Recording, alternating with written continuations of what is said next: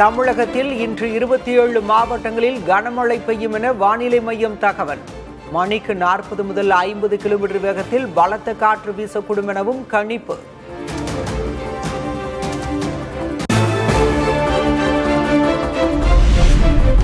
சென்னையில் இன்றும் மழைக்கு வாய்ப்பு இருப்பதாக வானிலை மையம் கணிப்பு. அதிகபட்ச வெப்பநிலை 36 முதல் 37 டிகிரி செல்சியஸை ஒட்டியும் இருக்கும் எனவும் தகவல்.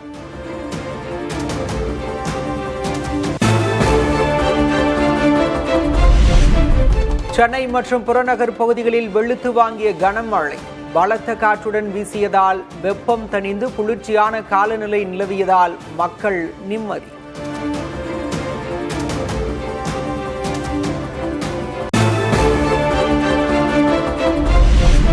சென்னை மதுரவாயிலில் பலத்த காற்றால் சரிந்து விழுந்த ராட்சத பேனர். பேருந்து நிறுத்தம் அருகே விழுந்ததால் பயணிகள் அதிர்ச்சி.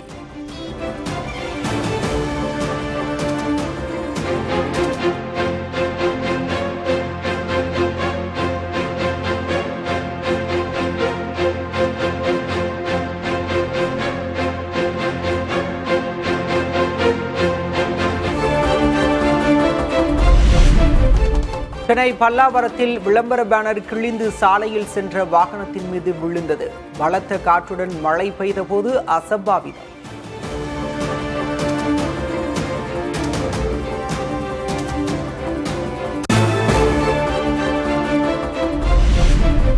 சென்னையில் பலத்த காற்றுடன் பெய்த மழையால் விமான சேவை பாதிப்பு. சென்னையிலிருந்து புறப்பட வேண்டிய 10க்கும் மேற்பட்ட விமானங்கள் தாமதம்.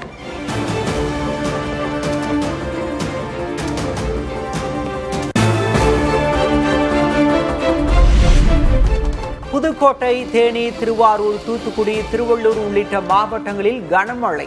நாகை வேதாரண்யத்தில் மழையின் போது மின்னல் தாக்கியதில் விவசாயி உயிரிழந்த சோகம்.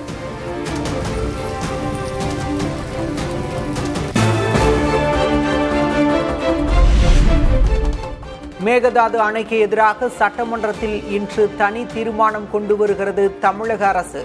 தமிழக அரசின் இசைவின்றி அணை கட்டும் பணியை மேற்கொள்ளக்கூடாது என ஒன்றிய அரசுக்கு வலியுறுத்தல்.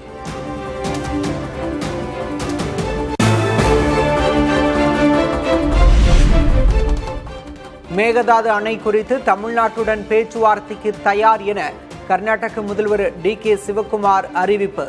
கன்னடர்களும் வாழ வேண்டும், தமிழர்களும் வாழ வேண்டும் என்றும் கருத்து.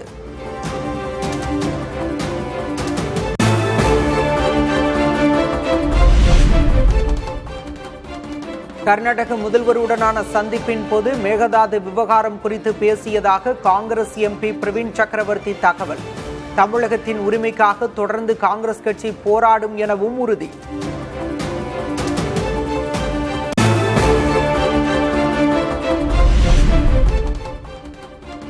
மேகதாது விவகாரத்தில் தமிழக அரசின் சட்ட நடவடிக்கை தொடரும். தமிழகத்திற்கான உரிய நீரை கர்நாடகா வழங்கவில்லை எனவும் ஆளுநர் அர்லேக்கர் உரையில் தகவல். Government of Karnataka is attempting to implement the Mekedatu project. If this project is implemented, agricultural production as well as farmers' livelihood will be severely affected. This government is taking necessary legal measures to halt this and to get water for Tamil Nadu at the right time. சட்டமன்ற கூட்டத்தொடரை 3 நாட்கள் நடத்த அலுவல் ஆய்வுக்குழு முடிவு. ஆளுநர் உரை மீதான விவாதத்துக்கு ஜூன் 23 பதிலளிக்கிறார் முதல்வர் Vijay.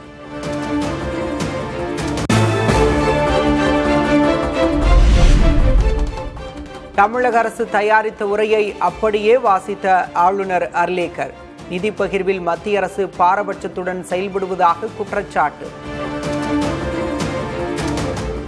A resolution will be passed in Tamil Nadu Legislative Assembly demanding Tamil Nadu's due share of financial devolution from the taxes contributed to the union government. Every rupee due to Tamil Nadu will be properly documented and a report detailing the union government's discriminatory approach towards the financial devolution of Tamil Nadu will be published.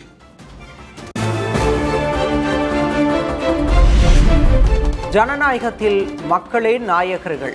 அண்ணாவின் மேற்கோளை சுட்டிக்காட்டி உரையை தொடங்கிய ஆளுநர் அர்லேக்கர் தந்தை பெரியார், காமராஜர், அம்பேத்கர், வேலு நாச்சியார், அஞ்சலை அம்மாள் என தாவேக கொள்கை தலைவர்களின் பெயர்களையும் குறிப்பிட்ட ஆளுநர்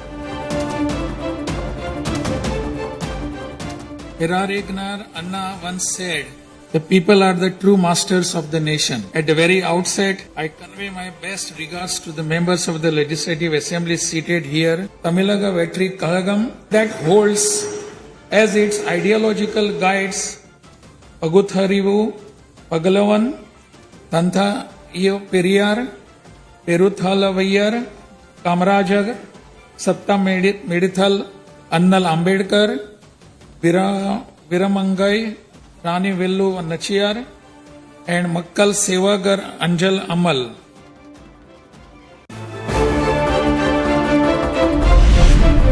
மறுமலர்ச்சி என்பது மாண்புகளை மாய்த்திடும் நஞ்சு அல்ல, மாண்புகளை மாய்க்கும் நச்சு பூச்சிகளை அழித்திடும் முறை. அறிஞர் அண்ணாவின் பொன்மொழிக்கேற்ப விசில் புரட்சியை முதல்வர் விஜய் ஏற்படுத்தியிருப்பதாக ஆளுநர் உரையில் பெருமிதம். Hirarignar Anna once said, "Renaissance is not a poison that destroys virtue. It is the means to destroy the venomous pests that destroy those virtues." In a short time achieved and a great widespread whistle revolution in the political landscape of Tamil Nadu. மத்திய அரசுக்கு தமிழ்நாட்டு மக்கள் செலுத்தும் வரியிலிருந்து உரிய பங்கை பெற சட்டமன்றத்தில் தீர்மானம் நிறைவேற்றப்படும். உச்சநீதிமன்றம் வரை சென்று போராட ஏதுவாக சட்ட வல்லுநர்கள் குழு அமைக்கப்படும் எனவும் ஆளுநர் உரையில் உறுதி.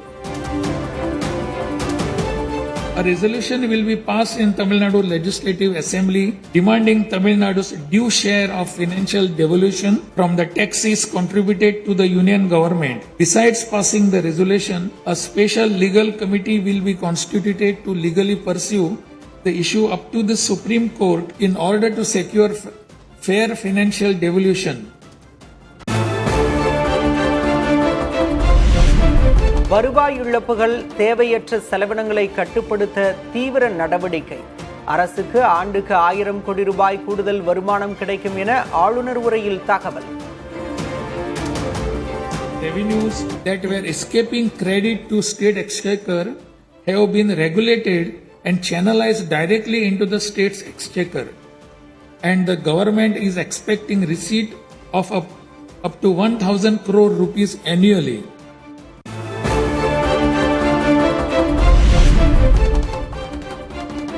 தலைமைச் செயலர் தலைமையில் தொழில் முதலீட்டு ஆணையம். தொழில் நிறுவனங்களுக்கு விரைவாக ஒப்புதல் வழங்க ஆணையம் மூலம் நடவடிக்கை என ஆளுநர் உரையில் தகவல்.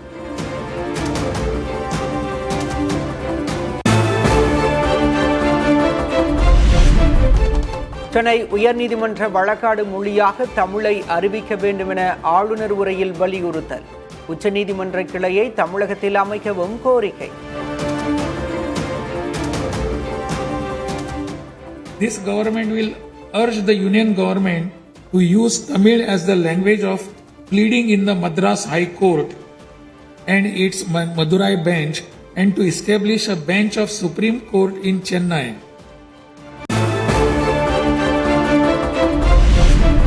மும்மொழி கொள்கையை அமல்படுத்தும் தேசிய கல்விக் கொள்கையை தாவேக அரசு எதிர்க்கும். தமிழகத்துக்கான 3458 கோடி ரூபாய் கல்வி நிதியை மத்திய அரசு விடுவிக்காமல் இருப்பது நியாயமற்றது என ஆளுநர் உரை. This government will strongly oppose the National Education Policy 2020.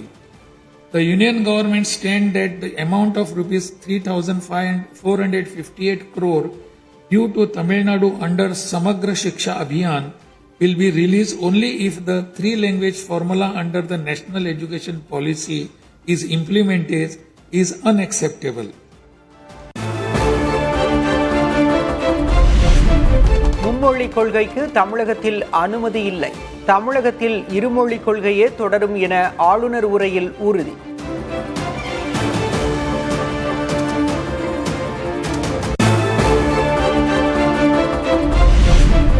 மத்திய அரசு சாதிவாரி கணக்கெடுப்பை செய்தவுடன் தமிழகத்தில் சமூக நீதி சர்வே நடத்தப்படும். ஆளுநர் உரையில் தமிழக அரசு உறுதி. After the union government completes the caste enumeration, the government of Tamil Nadu will conduct social justice survey.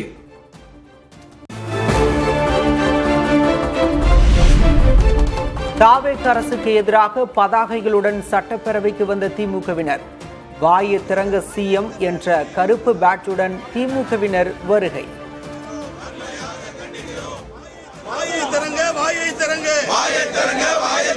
தமிழக முதல்வரை வாயை திறங்க.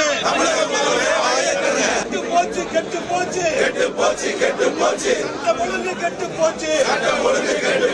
வாயை திறங்க. தமிழக முதல்வரை வாயை திறங்க.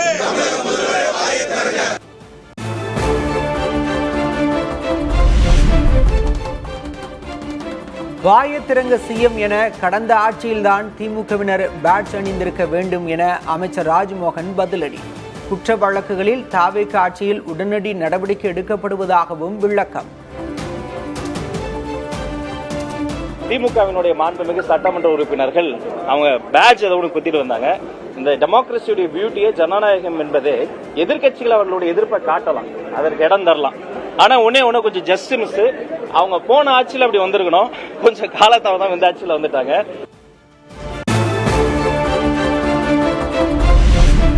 அரசின் உரையை ஆளுநர் அப்படியே வாசித்ததன் மூலம் பாஜகவுக்கும் தாவேகவுக்கும் இடையே இணக்கமான உறவு உள்ளது அம்பலம். எதிர்க்கட்சி தலைவர் உதயநிதி ஸ்டாலின் விமர்சனம். ஆளுநர் அவர்கள் இந்த அரசு என்ன தயாரித்து கொடுத்திருக்கிறதோ அதை அப்படியே ஒரு வரி மாற்றாமல், ஒரு எழுத்து மாற்றாமல் அப்படியே வாசிச்சிருக்கிறாரு. இதிலிருந்தே இந்த அரசுக்கும் ஆளுங்கட்சிக்கும் பாஜகவுக்கும் ஒரு இணக்கமான ஒரு சூழ்நிலை, ஒரு கனெக்ஷன் ஏற்பட்டு விட்டதோ அப்படிங்கிற எண்ணம் அனைவருக்குமே ஏற்பட்டிருக்கு. இருமொழி கொள்கையை பின்பற்றுவோம் என கூறியது பாஜக எழுதி கொடுத்ததா? எதிர்க்கட்சி தலைவர் உதயநிதி ஸ்டாலினுக்கு அமைச்சர் வன்னியரசு கேள்வி. இருமொழி கொள்கை தான் இந்த அரசினுடைய கொள்கை அப்படின்னு சொல்லியிருக்காங்க. இதுவும் பாஜக தான் எழுதி கொடுத்ததா என்று தெளிவுபடுத்த வேண்டும். மரியாதைக்குரிய எதிர்க்கட்சி தலைவர்களிடம் நான் விளக்கம் கேட்கின்றேன்.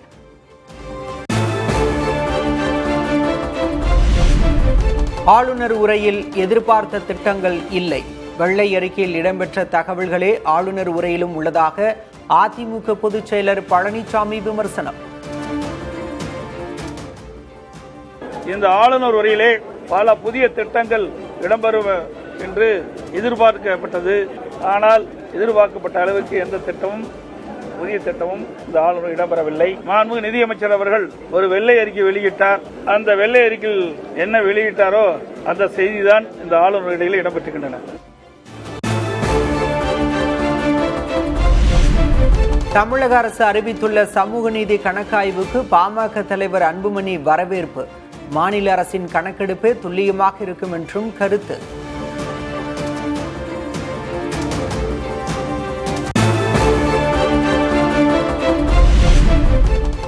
சமூக நீதி கணக்காய்வு என்பது விசிக முன்வைத்த கோரிக்கை. ஆளுநர் உரை தமிழக அரசின் தொலைநோக்கு பார்வையை எடுத்துக்காட்டுவதாக அமைச்சர் வன்னியரசு பாராட்டு.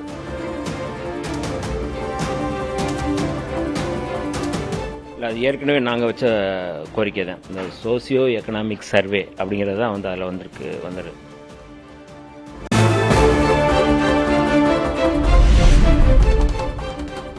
கொளத்தூரில் விஜய் 5 நிமிடங்கள் பேசியதற்கே மு.க. ஸ்டாலின் தோற்றுவிட்டார்.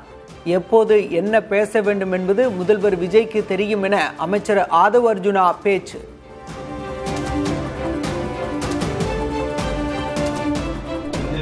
கொளத்தூர்ல பேசுனதுக்கே கொளத்தூர்ல திரு மு.க. ஸ்டாலின் அவர்கள் தோல்வி கண்டார்னா எங்க தலைவருக்கு தெரியும் எப்ப பேசணும், எப்ப பிரச்சாரம் பண்ணணும், எந்த பிரச்சனையை மக்கள் கிட்ட சொல்லணும். இது எல்லாம் எங்க தலைவருக்கு தெரியும்.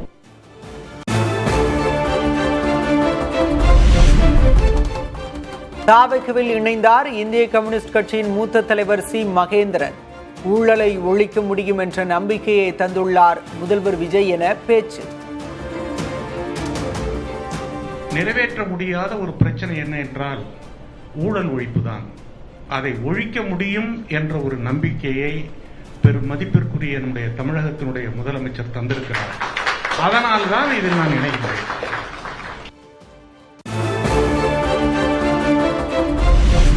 மகேந்திரன் வெளியேறுவது அவரது உரிமை.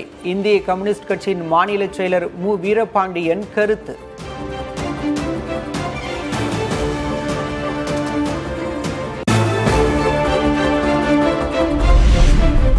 தலைமைச் செயலர் சாய்குமாருக்கு பணி நீட்டிப்பு வழங்க கோரி மத்திய அரசுக்கு தமிழக அரசு கடிதம் எழுதியதாக தகவல். ஆகஸ்ட் 31ஆம் தேதியுடன் ஓய்வு பெறவுள்ள நிலையில் தவேக அரசு கோரிக்கை.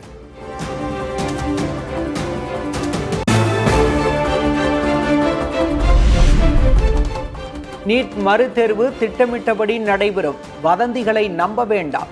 மாணவர்கள் அமைதியாக தேர்வை எதிர்கொள்ள வேண்டும் என்று தேசிய தேர்வு முகமை அறிவுறுத்தல்.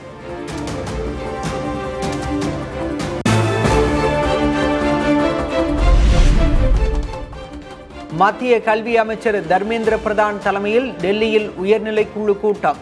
21ஆம் தேதி நீட் மறுதேர்வு நடைபெறும் நிலையில் முறைகேடுகளை தடுப்பதற்கான முன்னேற்பாடுகள் குறித்து ஆலோசனை.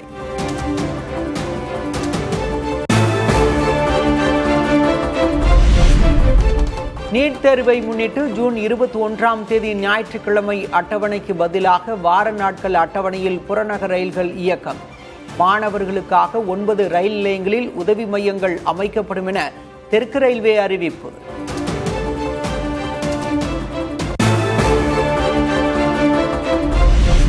சென்னை தாம்பரம் அருகே தொடர் மின்வெட்டை கண்டித்து மறியலில் ஈடுபட்ட பொதுமக்கள்.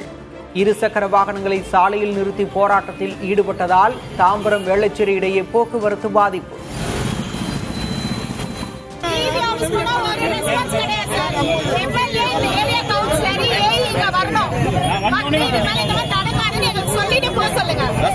காத்து மழை அடிச்சது, அதுல பவர் கட் ஆச்சு. அதுல இருந்து வரவே இல்லை. எல்லாத்தையும் கம்ப்ளைண்ட் பண்ணியாச்சு. மெயின் ஆபீஸ்க்கு வந்து கால் பண்ணியாச்சு. அங்க காலே போக மாட்டேங்குது.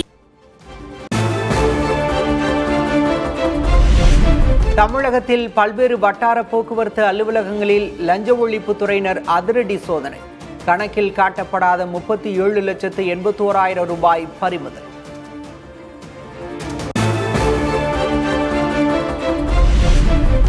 செங்கல்பட்டு மாவட்டம் காட்டாங்குளத்தூர் அருகே ரயில் பயணியிடம் நகை கொள்ளை. சட்டையால் சிக்னலை மூடி ரயிலை நிறுத்திய நபர் கைது.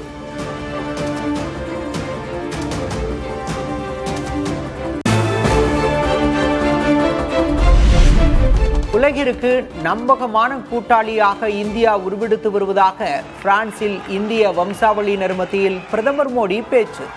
தனது 12 ஆண்டு கால ஆட்சியில் இந்தியா பல்வேறு வளர்ச்சியை எட்டியுள்ளதாகவும் பெருமிதம்.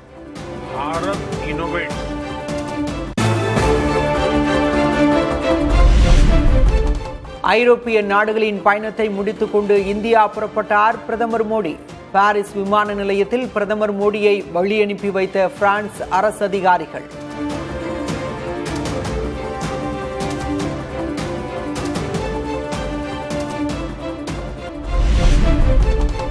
கர்நாடக சட்டமன்ற மேலவையில் பெரும்பான்மையை பெற்ற காங்கிரஸ் கட்சி காலியாக இருந்த 7 உறுப்பினர்கள் பதவிக்கான தேர்தலில் 5 இடங்களை கைப்பற்றி அசத்தல்.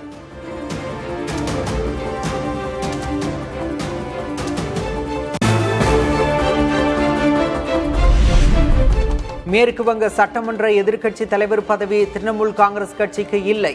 கொல்கத்தா உயர்நீதிமன்ற தீர்ப்பால் மம்தா பானர்ஜிக்கு பெரும் பின்னடைவு.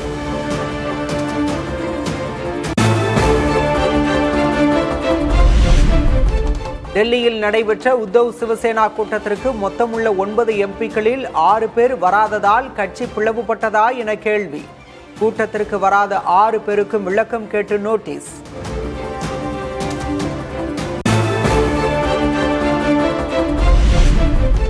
உத்தவ் தாக்கரே கட்சியின் அதிருப்தி எம்பிக்களை வரவேற்பதாக சிவசேனா தலைவர் ஷிண்டே பேச்சு. சிவசேனாவின் ஆபரேஷன் டைகர் திட்டத்தை நாளை கொண்டாடவும் திட்டம்.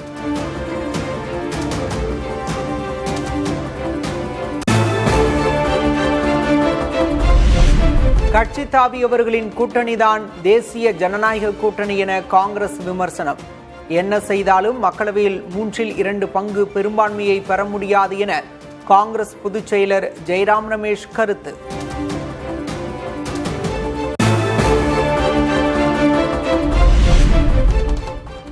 ஜார்க்கண்டில் ராஜ்யசபா தேர்தலில் சுயேட்சை வேட்பாளர் வெற்றி பெற்றார். தேசிய ஜனநாயக கூட்டணி ஆதரவுடன் 28 வாக்குகள் பெற்று நத்வானி தேர்வானார்.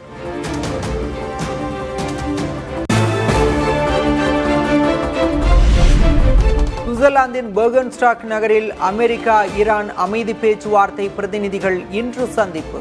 அமைதி ஒப்பந்தத்தில் இரு நாட்டு தலைவர்களும் கையெழுத்திட்ட நிலையில் அடுத்த கட்டம் குறித்து ஆலோசிக்க திட்டம்.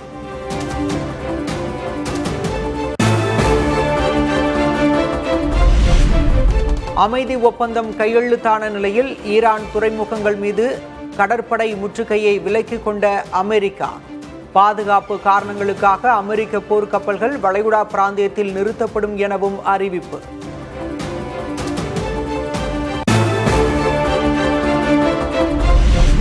ஹோர்முஸ் நீரிணையை கடக்க வசூலிக்கப்படும் சுங்க கட்டணம் 60 நாட்களுக்கு ரத்து. அமெரிக்காவின் கடற்படை விலகலை தொடர்ந்து ஈரான் அரசு அதிரடி அறிவிப்பு.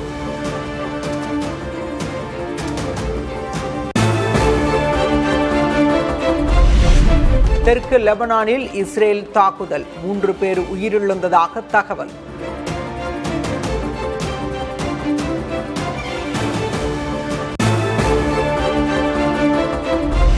ரஷ்யா மீது இதுவரை இல்லாத வகையில் ட்ரோன்களை ஏவி தாக்குதல் நடத்திய யுக்ரைன். வான்வழி தாக்குதலில் பற்றி எரியும் மாஸ்கோ எண்ணெய் சுத்திகரிப்பு ஆலை.